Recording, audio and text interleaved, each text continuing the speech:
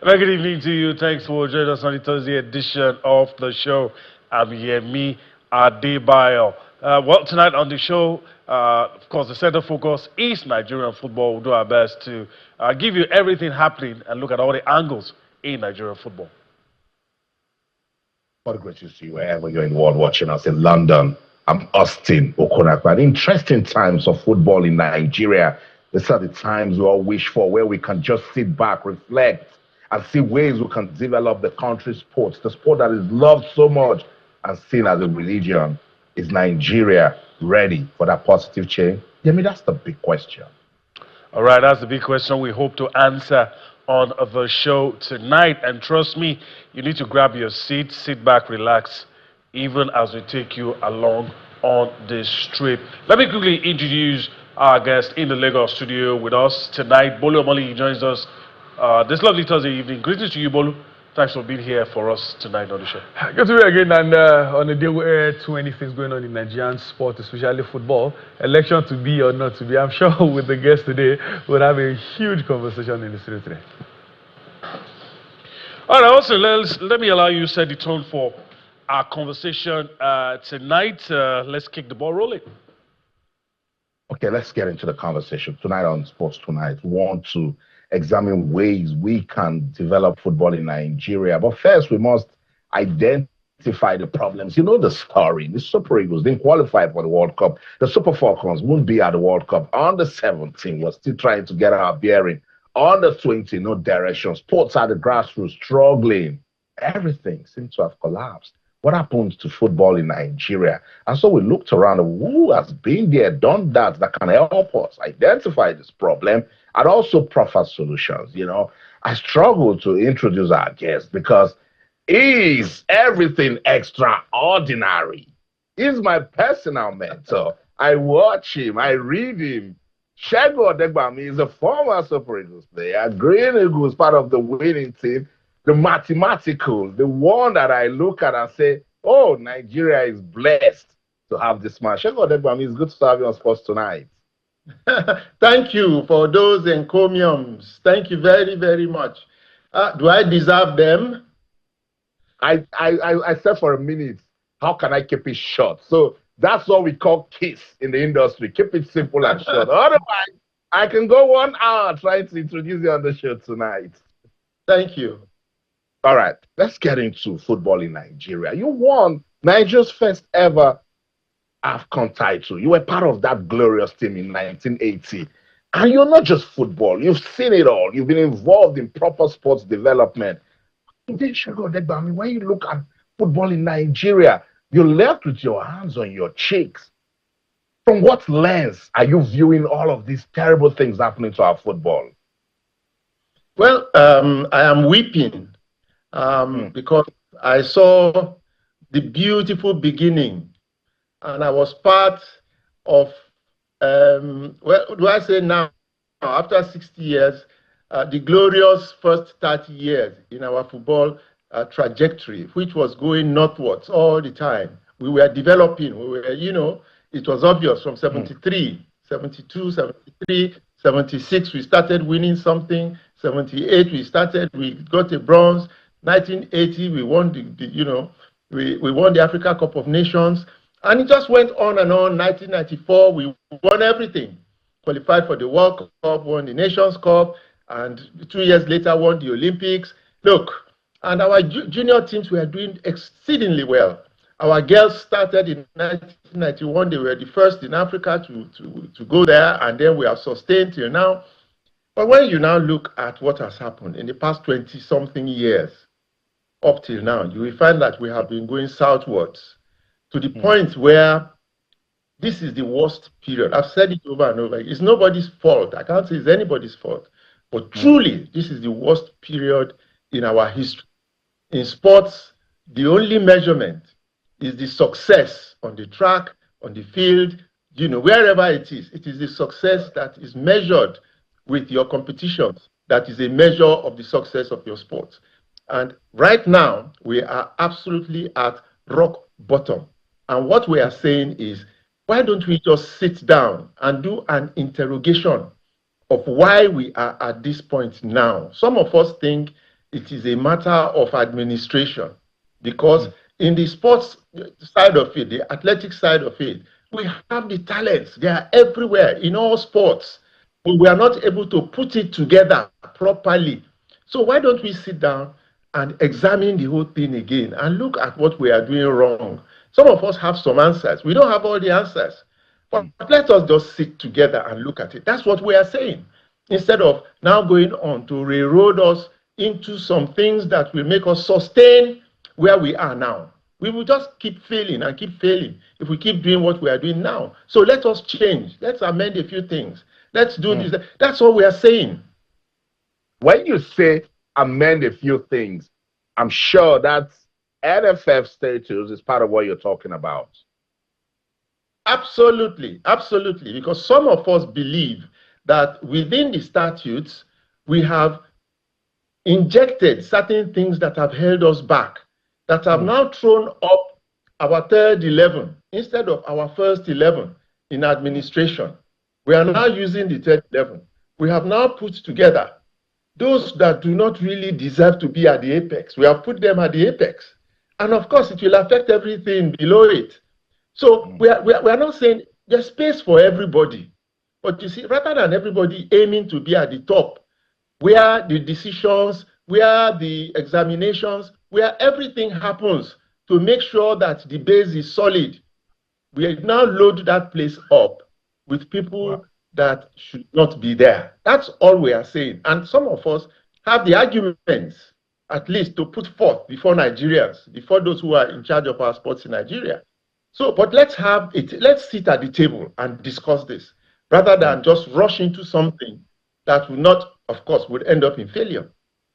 I'll give you to Yemi in Lagos. Yemi, Mathematical just mentioned the third 11. Do you know the members of that third 11 team? I don't want to get into trouble. So I'm not going to say anything. But I want to thank Big Sheikh for showing up for us tonight on the show. It's good to see you again, sir. And I want to take you up on something, some comments attributed to you, and probably you can help us substantiate. I mean, you seem to have said that, look, these elections is not as important as us putting our house in order. We should have a sit down, like you have said. So I know you don't like when people start saying, oh, we don't want to incur the wrath of FIFA. What are the avenues we can do all of these things and not probably incur the wrath of FIFA or burn the house down? Well, unfortunately, we are in a catch-22 situation. You know, so there's no easy way out. What should have been simple and straightforward is that when you have an administration that has failed to deliver, and the sentiments are such that you see expressed by Nigerians all over the place, Nigerians are unhappy. Everybody is unhappy. And in this in the nature of our business in sports, when you fail, you step aside. Through our history, go and look at it. When people fail at this level, usually what happens is, what used to happen is that they are sacked. The government just comes in and sacks them and retires them or removes them and so on and so forth. But it is not quite like that anymore. Now we have some rules that have to be followed. But fortunately for us, it is at the end of the tenure of a board. So what normally they should do is either just retire or do what some of us are suggesting. Let us sit down and just resign, not retire, just resign, which would have been a really noble thing to do. But since they are not doing that, okay, even if the elections will hold, but let us now do what some of us suggested, what the government itself suggested should have been done. Because the whole issue is about administration, and administration depends on the elections. So let us fix the elections. Let us go and look at it again. What are the things these people are complaining about that would help us to fix our administration, fix our football? Let's look at it. Because what they have done does not reflect the best, at least for those of us that have been there for so long, that have seen a lot of it, and of course for the rest of Nigerians that are experiencing the pain today.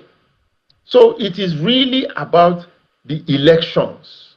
It is not about anything else. And within the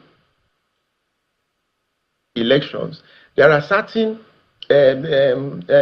articles that need to be dealt with, so that when elections are held, there's a level playing field around to also be a part of it. Those that have been disenfranchised, those that have been deliberately left out, and those that have implanted themselves that now need to go back and do the amendments that they can do, but will not do it, because if they do it, they will be out.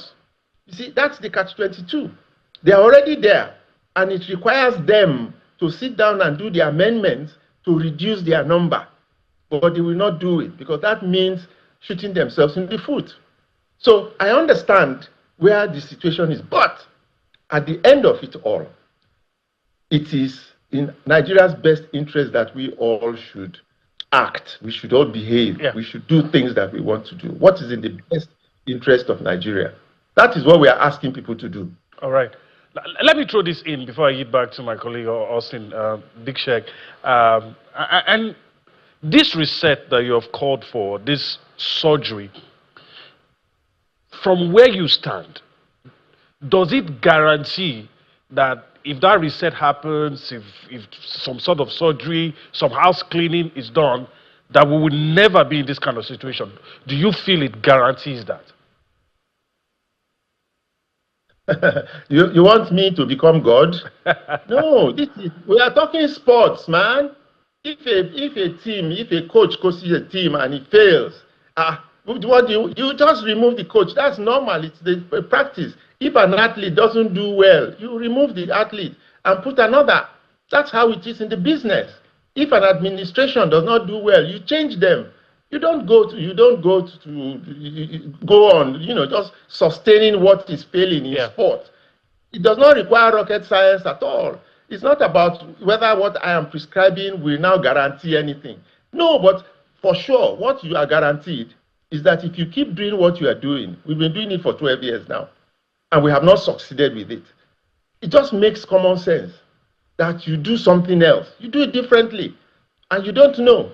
But what we are now saying, we will do it better, because some of us believe that in 4 years, if we still maintain what we are maintaining now, we are going nowhere.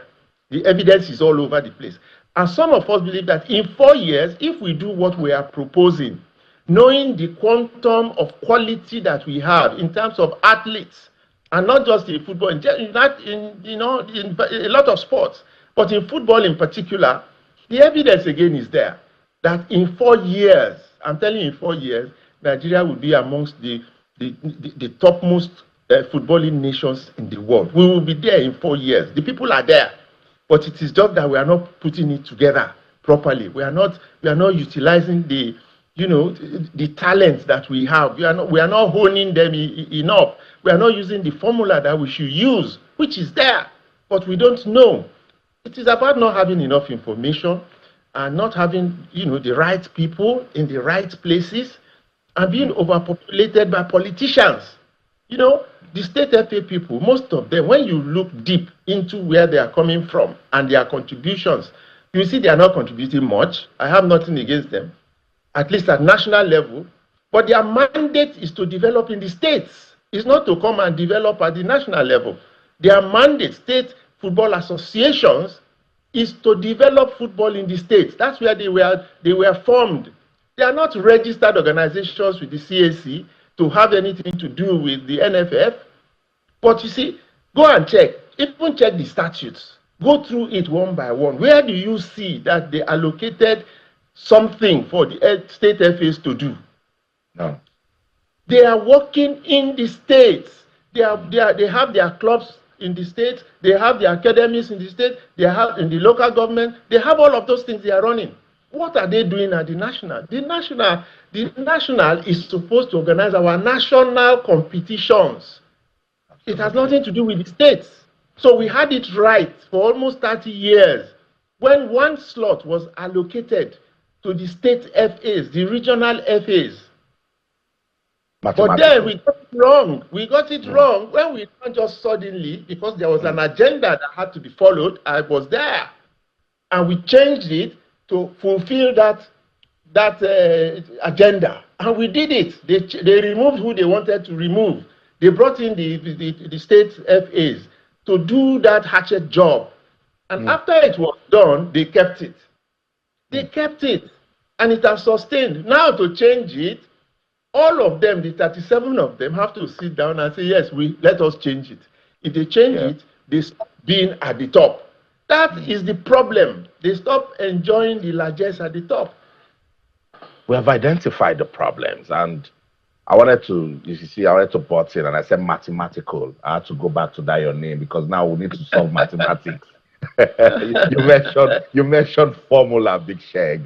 What formula do we need to kick these politicians out of our football? No, we are not kicking them out. Oh. We are not kicking them out. We are not kicking anybody out. Everybody has their roles to play.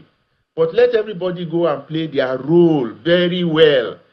The problem is when you have tasted something at the top, you go to the World Cup. If you are going to the World Cup, usually, you don't take all state FA chairmen to the World Cup. If the states want to send their chairman to the World Cup, the state will send their chairman to the World Cup. That's how we used to be. But now, you just imagine the cost of running such an FA. That's what we are facing. There's no money to do this. There's no money for do that. You know, and now we have this huge, this humongous group. But look, I'm sorry, because when people hear me speak the way I'm speaking, they think that there's a fight somewhere. But the reality is that, you know, there's no fight. We all have our different roles to play. But they have disenfranchised some groups that should be there. Some groups, they have not encouraged them to come. Some, they have discouraged them and taken them out. So we don't have the real stakeholders who are registered members, who are registered and are participating actively and should be part of the board. They are not there. That's what we are saying. Let us look again at the whole thing and then come up with something. And nobody will quarrel if at the end of it, you know, we have an amended statute, because they can amend it. They just amended it in March. So they have the power to amend it. So they can amend it any number of times. They can do it any time they like. So what is the problem with amending it? Why rush to do the elections quickly? And then you say, after the elections, we will now do the amendment. No, some of us are fed up with the pain and the agony. For 12 years, we've not made a dime. I own a radio station. I've not made a couple because we didn't go to the World Cup. That would have been where I would have made my own money. You understand? So we are not those in sports business. Go and ask them. All of us are suffering. We've been suffering for 12 years. If only for that matter alone, we ought to fight this to the end. We are suffering. The sports industry is not developing. And what is affecting football is affecting all the other sports. Let me tell you, we have, that monster has eaten into other federations. It is the same thing now that they are promoting. State FAs everywhere. It came from football. It didn't exist before. They have removed the most important stakeholder. The most important stakeholder is that agency of government that raises all the funds, that sponsors the international organizations, international competitions, that owns all the venues, that puts over ₦1 trillion into our league now, so that the league will sustain. How can such a body not be an integral part of the board? We are not talking of government. We are talking of a government agency. Is NNPC government? NNPC is a corporate organization, but it is owned by government, but it is not government. The National Sports Commission should have a representative on every federation. What is happening to them? What is the military should have a space in the federation. The academies, that is the biggest group. You know, they should even the sports media. The sports media should. Yeah. The sports media had before. They had at a time. They brought them in. Even the supporters club, Prince Isidore Otua, came from the supporters group. They thought they were a useful group. They brought them on board. You know, so those things, you should include all the stakeholders, not remove them and now populate. Ishak, I'll pause you, because if I keep listening to you, they will find me. I will stop. Sports Tonight on Channels Television. Let's go on this quick break. When we come back, what were we doing in the 90s in the early 2000s that we stopped doing, that we should start doing again? Big Sheg would tell us. Don't go anywhere. Hey.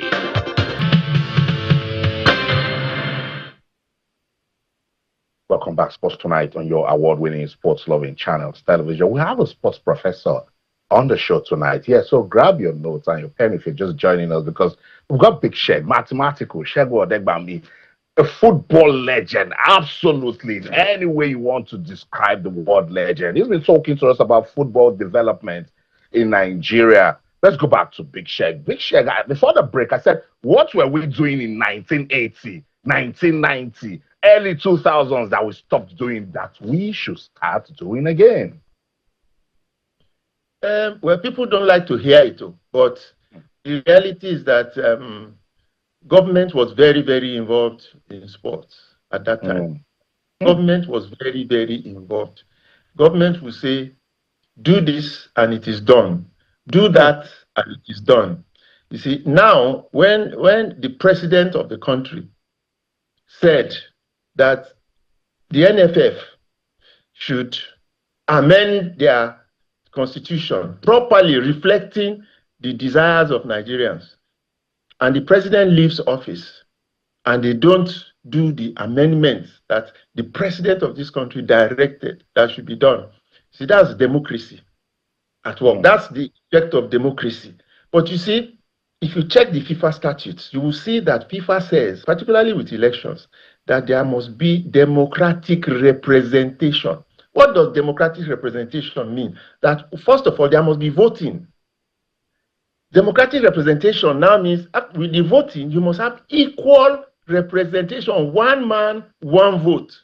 One constituency, one vote. That was what happened for so many years. Until, and you are talking of the 90s particularly.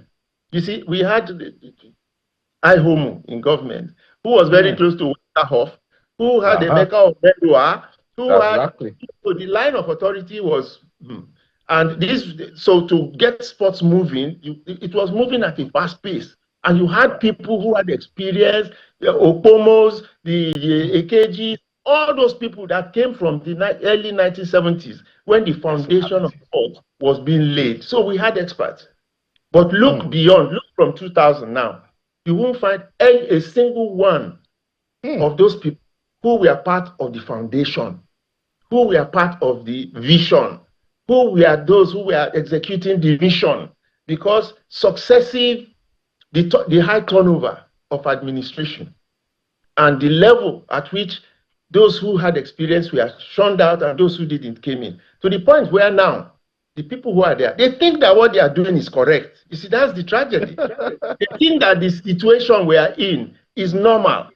And what is happening with them is happening with the journalists, even with the journalists in the media. Absolutely. They don't know enough about the history to be guided. So they will look at somebody like me and abuse me and say, oh, this man has an ambition. He wants to do this, he wants to do that. Whereas I am coming from a different place. Absolutely. So we are now stuck in the mud. To get out of is very, very difficult, because they will bring this FIFA thing, and this FIFA thing requires careful handling. It is not rocket science. We just have to find a way to do it, and they know how to do it anyway. But they can also make life difficult for Nigerians if they refuse to do what they are supposed to do. So that's where we are presently, but we can get out of it. We have to have democratic representation. We must have one man, one vote, one constituency, one vote, and let them sit down and elect whoever they want to elect, and Nigerian football will be better for it. That's a good way to start. And for now, this is a good place to leave it. You need a 2-hour show. Well, we have you, it's 2 hours that we need to give you on the show. Thank you so much, Segun Odegbami, for your time on the show. And I must say, you look and sound fit. It must be the vegetables at Wasimi. You are welcome anytime. I know. When I come to Lagos, I'm taking a quick ride to Wasimi to have some of that vegetables that you are eating. Thank you so much. Come by train. Please, come by train. Come by train. There's a train station near Wasimi. And the NRC is running a fantastic railway service. Just come by train. I'll see you soon. Thank you so much for your time on the show tonight. Thank you. Thank you. All right, so that's it. 1998 AFCON winner, sports legend. I don't want to say football, sports legend in Nigeria. Segun Odegbami speaking to us on the show tonight. Bolu, I don't know your notes. I'm sure no spaces anymore. Football development in Nigeria. What did Segun Odegbami say that got you thinking? Well, I forgot I was on the show. I had to pay so much attention, giving too much, reading through many of the things they're saying. And the truth is that, first of all, I think we don't have many people that want the betterment for Nigerian sports, Nigerian football. We have people, like he said, who just want the charade. I'm sure you will know. Maybe many in Nigeria may not know. The last World Cup final, like Big Sheikh mentioned, the NFF took people, state FA chairmen, to the World Cup final. What were they doing? The Nigeria did not qualify. The NSC even themselves took people to the World Cup. So we have people who do not really, they say they care about our sports, they say they care about our football, but it is not showing. I've said it a million times. I think the first thing we need to do, I think Big Sheikh stylishly mentioned it too, is this our statutes? It is a big problem in our election process. People have said ban elections, but if we postpone the election and we don't change that statute, we'll still come back to this same thing over and over again. We can't have 44 people voting, and 37 are for one faction out of about 5 factions. We have the leagues, we have the referees association, we have the players union, we have I think the supporters, then we have the state FA chairman, and they alone out of 44 have 37. So until we balance everything, we'll still come back to this and say the same thing over and over again. And it says something that is very good. When people say, maybe administrators are not the problem, maybe coaches are not the problem, sometimes it is not that you are a bad person. Sometimes it's not that you are a bad coach. It is just not working at that period. Move. We've seen teams where they change a manager for a manager that doesn't even have much experience, and everything turn upside down, turn around for them for good. So when we are saying these NFF guys should come out, fortunately, the election is just over a month. I think it will be a thing of pride to say, okay, well, things are not been working with my tenure. I think I will not be running again. Under 17, Austin, you mentioned it earlier, failed. We are not even qualifying for AFCON, talk less of World Cup, and we are the most successful team there. Under 20, failed. Super Falcons that used to be our pride. That at least, you know, when everything happens, we come back and these Falcons are winning. No World Cup, Super Eagles no World Cup. Senior team is not working, grassroots is not working. The best thing is to move away from this team. I have to butt in. Time will not allow us to thoroughly dissect all the angles to it.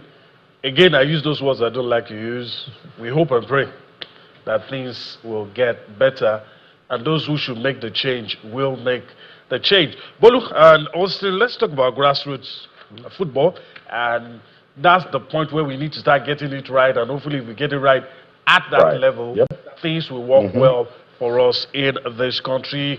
Let's just quickly let you know that 16 teams will battle for the 2 million naira prize money in the 5th edition of the Shimoyo Sports League on the 15th Championship. You're going to see the pictures right there on your screen. It's an event holding in Lagos with the team Run in Grace, Surrender, Strive, Succeed. The tournament will begin on August the 24th to September 6th with 4 teams drawn in 4 groups for this year's championship. And of course, you already know the tournament is aimed to discover another talent for the country's age grade national teams. So, Bolu, you know, it even dovetails into what the discussion that we've been having, and things like this, we need to see more of it. If I was, for example, a FA chairman, either for a state or the NFF president, events like this, if you can't go, send a representative. These are the things that brings out the best in you. Look at teams that have thrived from national teams. Most, if not all of them, they have a working system from the ground. Look at even Morocco here. When people say, oh, Spain, England, but look at this age. Morocco here, they are neighbors. So one thing, when we were playing football, we were just playing for the... Now there's even money involved. I went through this event and I'm seeing 2 million naira for the winner, 1 million naira for second, 500 for third, MBB gets paid, best goalkeeper gets paid, highest goal scorer gets paid. It means minus play for passion. There's also something still coming in. You cannot overestimate, you cannot overtalk what grassroots is about, because that's the future of any country that wants to thrive in sports. I agree 100%. Let's take some reactions. We'll come back for more. It has been impactful. Firstly, it has assisted in the engagement of our teaming youth, whereby different talents from different nooks and crannies of Lagos State are brought together to showcase their talents. And we have our state coaches that always attend these events to identify players that can be incorporated into the Lagos State team.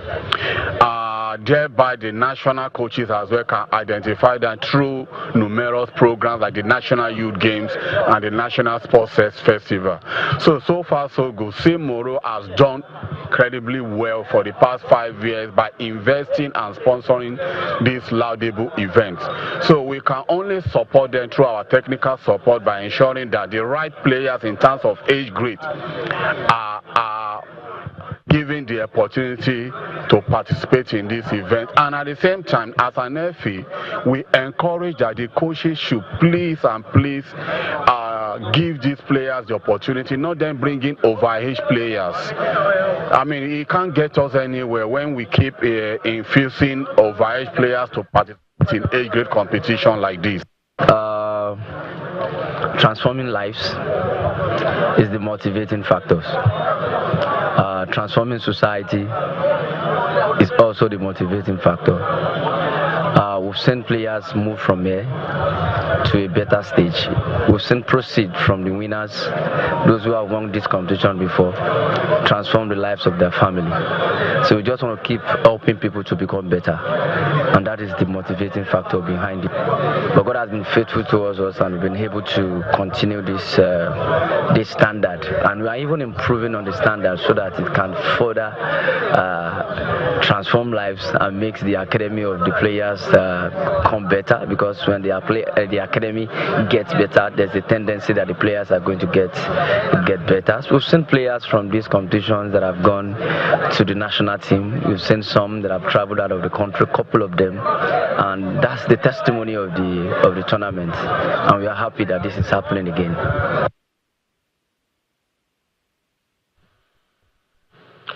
All right, so that's it. Let's little or nothing to add to what you just listened to. All right, let's quickly talk about what you have behind me. You would have loved Nigeria to be there, but unfortunately, we are not. We're talking about the FIFA Women's World Cup qualifier. Talk about the playoffs, the route that Nigeria would have loved to take to the FIFA Women's World Cup. You have two African teams right in there. Match day 1. Uzbekistan will take on Papua New Guinea, Chinese Taipei will take on South Africa, Ghana will take on Ecuador. That's match day 1. Let's see match day 2, and of course match day 3 as well. Match day 2, Uzbekistan will take on Ghana, South Africa, Ecuador, Papua New Guinea will take on Chinese Taipei. And for match day 3, a lot of matches to be played at this stage. We're going to see match day 3 shortly, and there you have it. South Africa taking on Uzbekistan, Papua New Guinea against Ghana, Chinese Taipei against Ecuador. Bolo, we're pressed for time, but you know, your thoughts. What I mean, I don't know. We can't begin to flog a dead horse or lick our wounds, but I want to get your thoughts. Looking at this, which countries do you think will come out of this? Well, based on history and everything, African teams have what it takes to progress from this stage. This is not even the tough one for me. The tough one is the final round, where they have to play the remaining 4 teams. That's the tougher one. I believe that's what it takes. Chinese Taipei, Papua New Guinea, Uzbekistan. Even their men too are not a footballing nation. So I think the only tough test these guys may have would be Ecuador. I remember only the top 2 among these guys will progress. So I think either South Africa or Ghana, one of them at least will progress to the final phase. All right, let's go to the big one. We're coming to Austin's backyard now, and hopefully we'll be able to, with the time we have left, do much. Let's go to the English Premier League, look at the opening day fixtures in the English Premier League, and that's where we're going. Our next port of call, the English Premier League, match day 1, opener, the big one, tomorrow, Arsenal and Coventry City, the recent head-to-head in the Premier League. In 2001, they lost to the Gunners by a long goal. That same year, in the month of September, Arsenal won 2-1. In that same year, March, they defeated Coventry by 3 goals.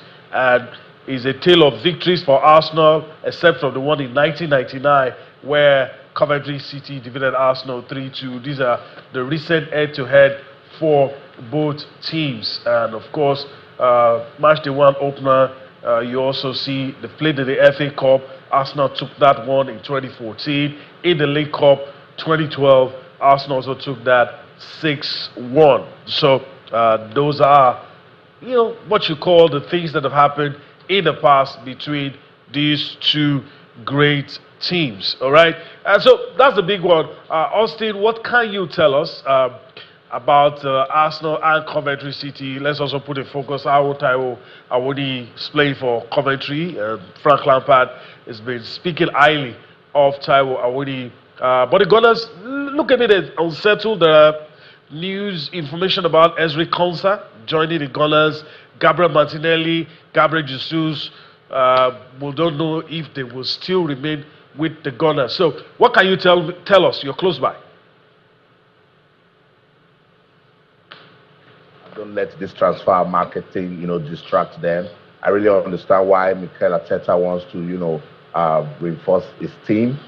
He feels that that's just the only way to keep this winning streak that they're seeking. I remember when he was in Manchester City, that's what Pep used to do. Pep will win in a good season and still make like 4 or 5 solid signings. I think that's the way Arsenal wants to go.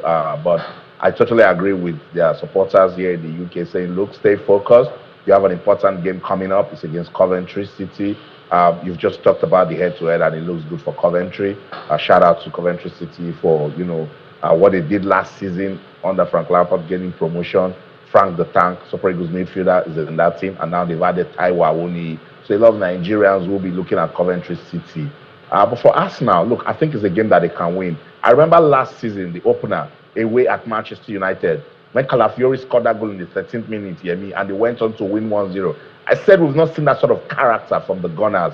And voila, because of how they started that season, they went on to win it. So that's the sort of mentality that they want to keep against Coventry City. And Mikel Arteta believes that, look, this team can become one of the best teams in the world. Let's listen to Arsenal manager on the show tonight.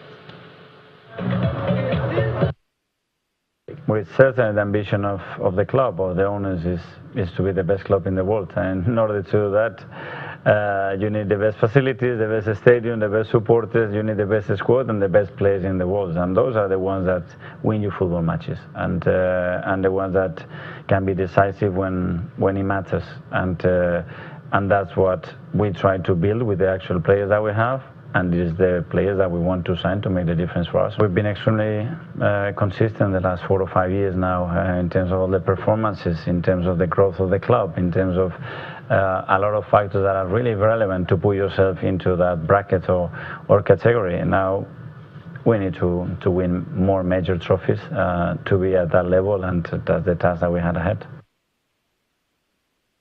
Yeah, that's it. Arsenal manager Mikel Arteta. Bolu, he believes that Arsenal can become the best football team in the world. Let's look at it 2 ways. Are they inviting unnecessary pressure, or the Gunners are just staying inspired?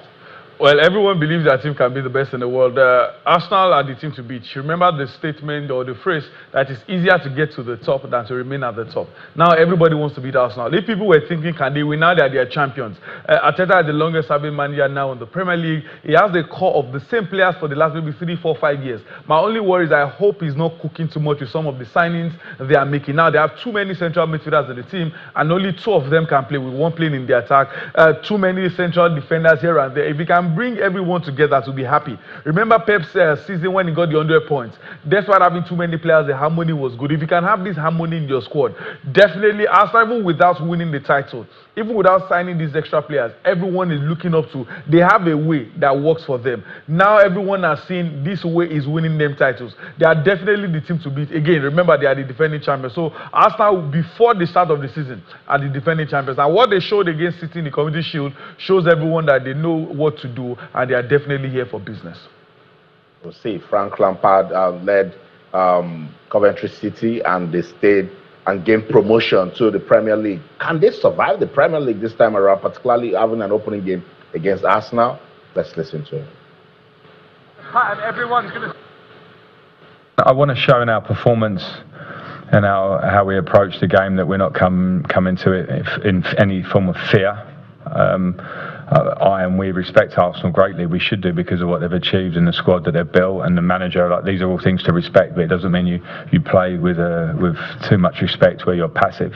So I want to see that from the team in terms of our performance. I don't think people would judge us too much on one game and go what that might mean for our season, because they're winning at Arsenal or losing at Arsenal. Those things are not going to define our season. Consistency over the course will do, but it will give us a good feeling to show the team that played with so much spirit and energy and quality last year, it can go up and show itself at this level. So I am absolutely focused on our performance against Arsenal, no matter what results will come as a consequence of performance. But I want us to go with a mentality to approach the game in the right way, and can we hopefully show that we're a good team that want to do something this year. Coventry City manager Frank Lampard. Yeah, I mean, look, I think with everything they did at the championship last season, they're actually inspired, and maybe, just maybe, they can survive relegation. I hope so. If not for anything, for Frank Lampard and the Nigerian players there, a lot of people have written him off, and I think it's redemption time for him. He's done this before. This is not the first time he's bringing a team to the Premier League.